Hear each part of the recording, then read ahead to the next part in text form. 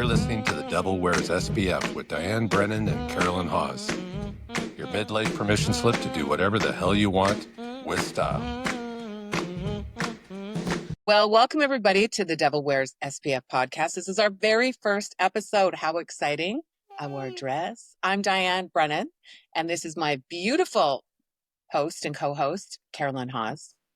Hi, everybody. This is so exciting, Diane. This is exciting. I'm very nervous and neurotic. It's like, how's my hair? My glam girl was late today. God damn, I am my glam girl. And yes, I was late. So anyways, but this is all very exciting.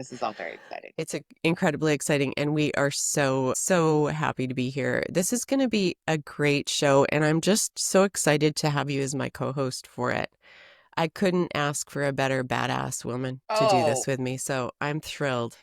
I'm absolutely thrilled. Likewise. We started this because we were going to work on a project together with a doctor in Paris. Doesn't that sound exotic? And I was so flattered when you asked me. And we've known each other for a while now. We met on a vacation to Ecuador, Galapagos Islands, the Amazon jungle. So we were roommates and we didn't know each other and we hit it off. And so I was so honored that you contacted me and said you wanted to do something together. And this grew into this. So I am deeply grateful that you're my co-host. It's the evolution of genius, baby. There we go. That's what we've got here. Yeah, or crazy, whichever one. Or crazy. Sometimes they're both the same. That's true. Let's tell everybody why we're doing this. What is this about? The Devil Wears SPF. What are we doing here, babe? Well, what we are doing is kind of looking at worldly beauty and all things beauty. And I absolutely love skincare, as you do too, and feeling good about ourselves and helping other women feel good about themselves and really being educational and informative about everything that's out there, because there's a million different things that are available to women to do and to try. Yeah. And to just kind of break that down and discover things for women. And ultimately, we'd want to travel around the world and try different beauty treatments around the world and see what women in other cultures get beauty is. Absolutely. And try everything. Just everything. Just go for it. And another part of this too, as you and I have talked about so many times, is as we get into this middle-aged group, women are interested in learning new things, doing new things, trying to discover who they are. And when you're wanting to really bloom and find yourself and step into your prime and put yourself first and continue onto this next half of our lives that we have this curiosity as to, well, how do we want to define ourselves? How do we want to look? How do we want to feel? And one of the really core things about this, I think, for me, is that I hit a fuck it wall a while ago. Did I ever tell you about my fuck it wall? No.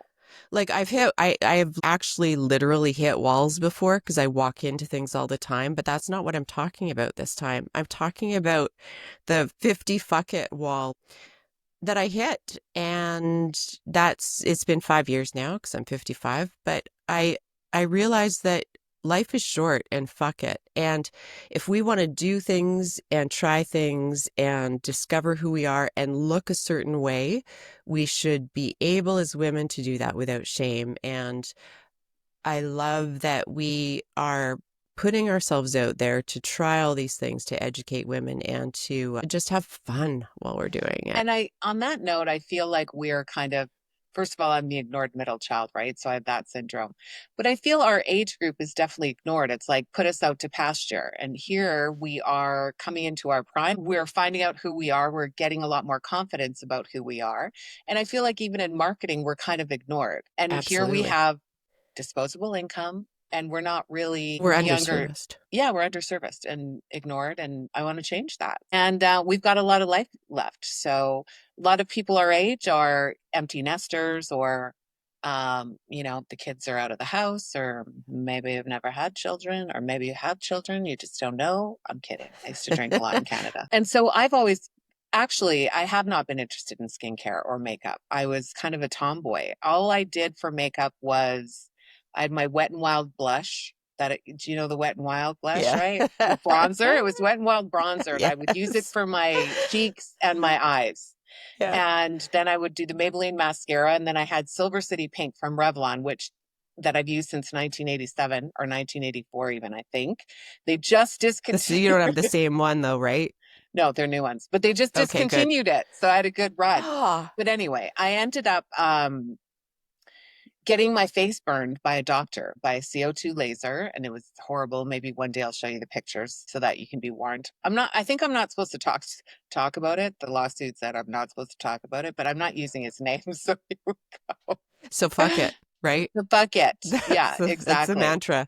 So in order, I looked like Deadpool for a year and didn't know whether my skin was going to heal or what was going to happen. Yeah, it was crazy. A month after, I had to speak in front of a bunch of police officers and firefighters at this conference, and was this job that I had kind of emceeing it.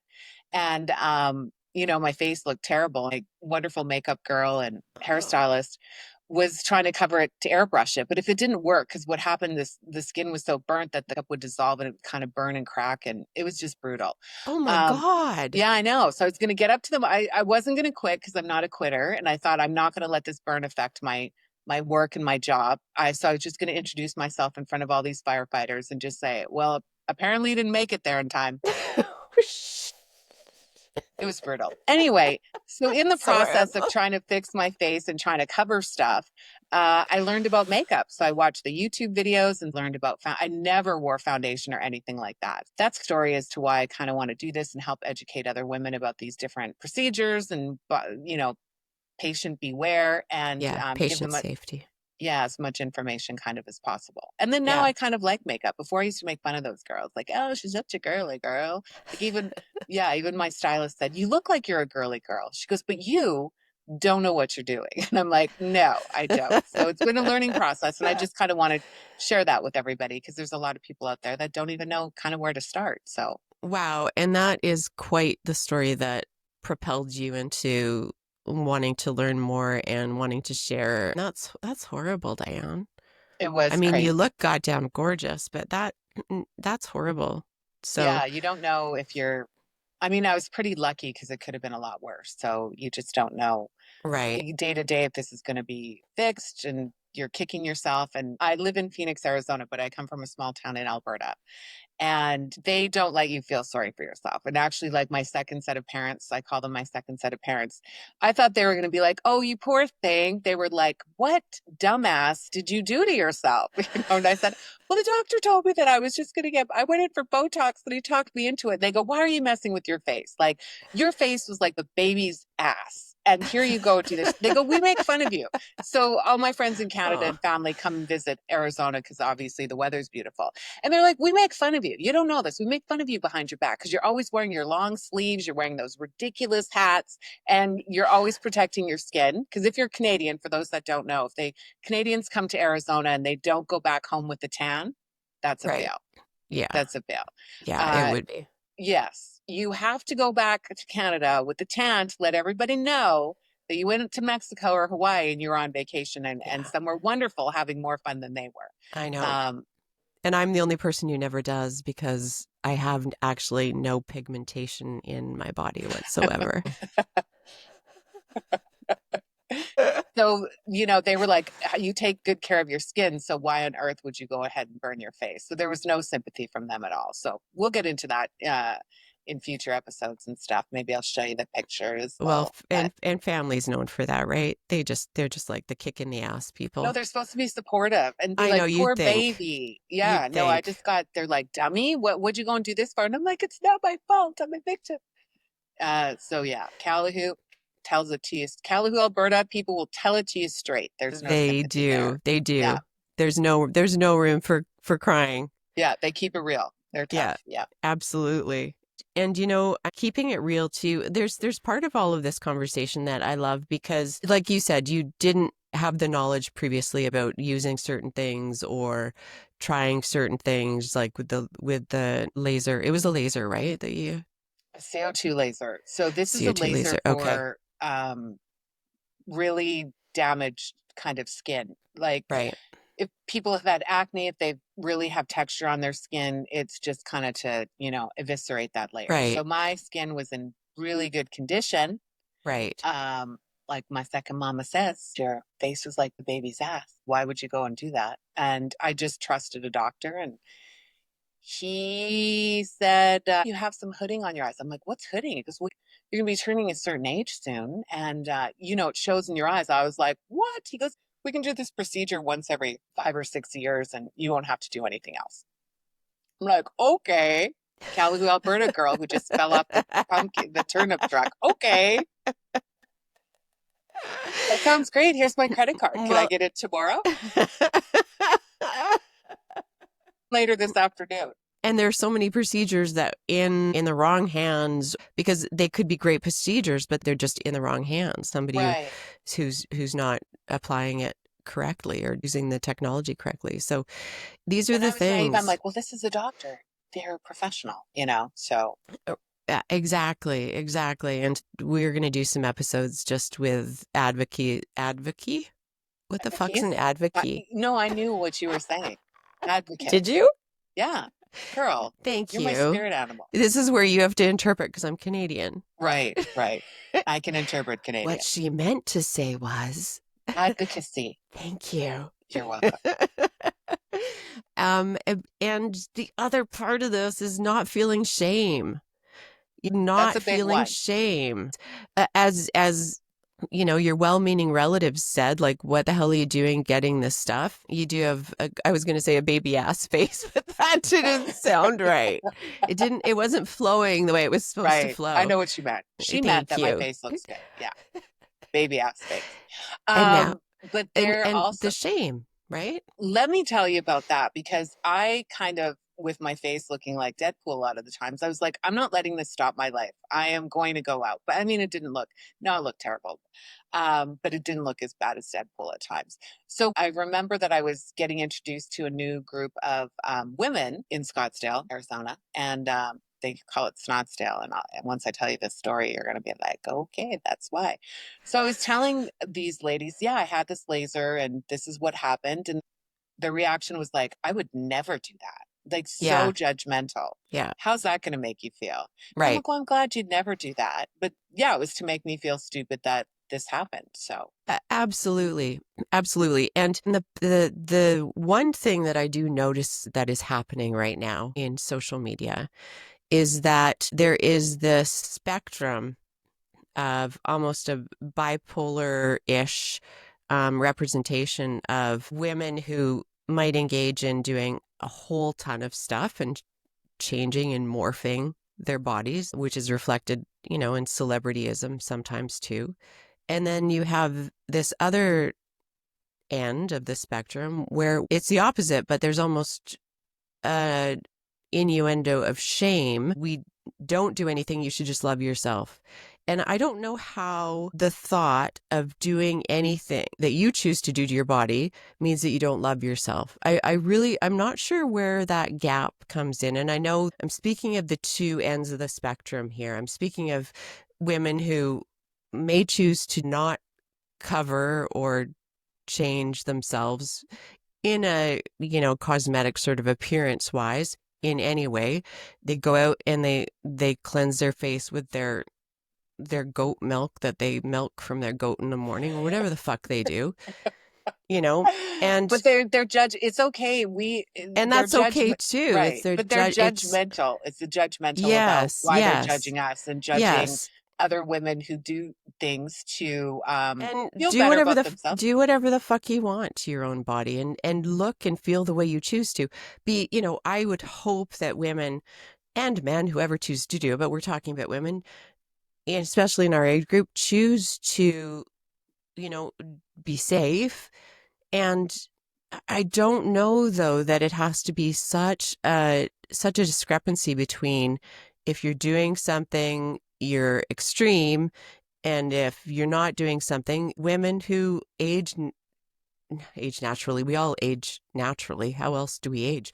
But who don't take part in doing anything extra to, I don't even know how to describe this without sounding like I'm being, anyway, women who do fuck all to themselves as they age. There's discrimination against women for actually just looking their age. So it's just, I'm kind of rambling now, Diane, and I don't know if I'm actually even still speaking a language, like the Canadian in me is coming out. I don't know. I know exactly what you mean. The bottom line is people have to just stay in their own lane, and not be judgmental about it. So like, yeah, people do whatever the fuck they want to do to themselves and stop judging either way, right? Well, and who's to say that taking care of your skin is not being natural? It's like taking care of you're taking care of your health, your Right. physical health. Why not just eat whatever you want? And is that natural? No. Right.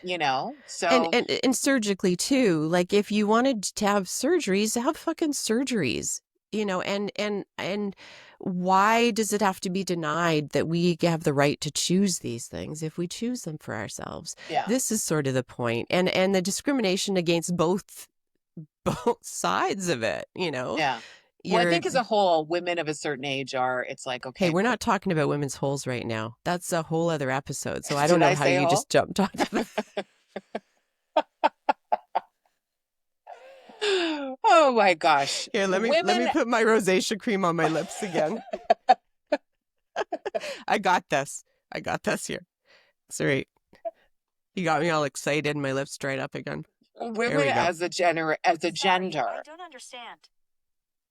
Is that your Siri? Does it? Yeah. That's okay. It's a tough day when your own Siri doesn't understand you. That's like with your face recognition. Do you ever have those days where your face recognition's like, we don't recognize you? Am I looking that bad today? And I start getting these emails saying somebody's trying to log into or whatever. And I'm like, it's me, God damn it. It's me. That's hilarious. But you were saying opposite ends of the spectrum. Women as a gender, as we get older, it's kind of, that discrimination. So people who do too much surgery, they're kind of a circus. But I think there's more judgment. There's not judgment for people that are taking care of their skin to people that are not, saying, why don't you take care of your skin? That's why we're doing this podcast. Take care of your skin. But the people that are not doing anything and think they're going natural are being judgmental for those that are taking steps to take care of themselves, whether they think it's vain or whatever. At the end of the day, it's, how you feel about yourself, how you want to live your life. And if this makes you feel better and it's a part of, you don't love yourself. Well, it's a part of loving yourself and liking it. And aging is tough and getting older and those changes are difficult. So you do you, babes. Like, which brings us full circle back to the fuck it wall, doesn't it though? It does. Yeah. Yeah. It's like, fuck it. We are at an age where we have lived our lives and we don't have to defend our decisions to anybody as to what we do with our bodies. So fuck it. And live unapologetically. Yeah. And here's the deal. And we're going to dive into this in the podcast too. It's about how women treat other women. They say you don't dress for men, you dress for women. And, I work in a situation where there's a lot of women and I've just noticed how judgmental they are. They're always pick, pick, pick. And I want to break that down and start a movement that we just have to quit and be more supportive. Yeah, absolutely. And there are, as we know, because we are two of them, I believe, really supportive women. Obviously, we're doing this podcast to try and proclaim that women should be less judgmental. There are. And I feel like a lot of the time people with negative voices are the ones who engage vocally. And we're just here to make a change in that, aren't we? Because we're engaging vocally. I'm speaking a different language, but you're here to interpret that for everybody. So you will understand my Canadian friend here. I'll make sure of it. So every time you sound Canadian, I'm going to honk a horn. How's that? Oh, shit. And win my accent. You know what I used to do to get the American accent? Because I worked in radio here in Phoenix. I worked in radio in Canada. And then when I came down, people are like, what are you? When I would read a radio newscast, they'd be like, oh, she's Canadian. So they wouldn't be listening to, hey, there's a war going on in Iraq, right? They'd be like, oh, she sounds funny. Is she from North Dakota, Minnesota? Anyway, so I'd switch all the O's to A's. So, and that would help me get the American accent. So instead of sorry, which is how it's pronounced, sorry, out, about. So you add an A instead of an O. Switch all the O's to A's and then you have the American accent. Can I have a couple words? Can you shoot some words at me? Out. Mum. Out. We say in Canada. Out. I say, okay, right? So I say out and about. Yeah, you say about. Yeah. About? Canadians also say, my friend Stephanie pointed this out, literally. She always makes fun of me. She's like, you literally, I'd be like, he literally just left. And she'll be, I don't know why I said that. I never say that. Oh, is just the word, or is how you say No, it? Americans don't say, we always say literally. Americans don't say that. Oh. Yeah. Oh, isn't that funny? I do This say is, literally a lot. me too, but we Literally, say I it do. literally. Literally. Literally. Anyway, we'll honk a horn when you say your little Canadianisms. And not that you have to change, babe. Actually, we're celebrating our differences here. We're celebrating these cultural differences, right? For sure. Yeah. Yeah, I know, but I know it's just the understanding. I just need people to understand me. what So she's saying. I do Yeah. appreciate that. So you don't say, well, I do the same thing. So, and then when I get with another Canadian, I'm like, oh, yeah, don't you know? No doubt about it. Just give it up.